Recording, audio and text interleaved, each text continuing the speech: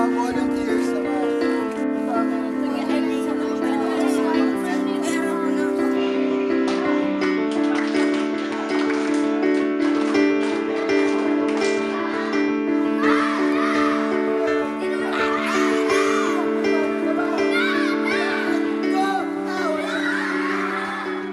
Malaking impact ng I Am Mad actually is sa mga volunteers na meron kami ngayon. As of the moment, we have like 200 to 300 volunteers all over the country. At isa yun sa pinakamalaking achievement na nakaka-proud sa I Am Mad kasi purely volunteerism talaga kami. Walang pondo ang organization.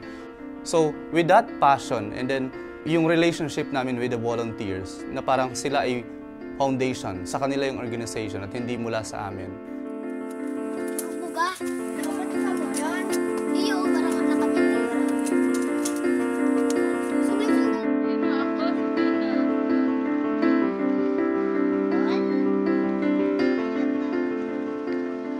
definition namin ng change is kung ano yung impact sa sarili mo mismo.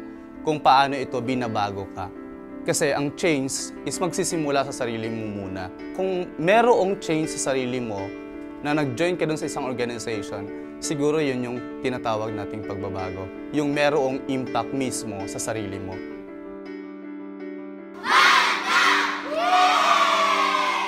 Follow I Am Making a Difference at x.rappler.com.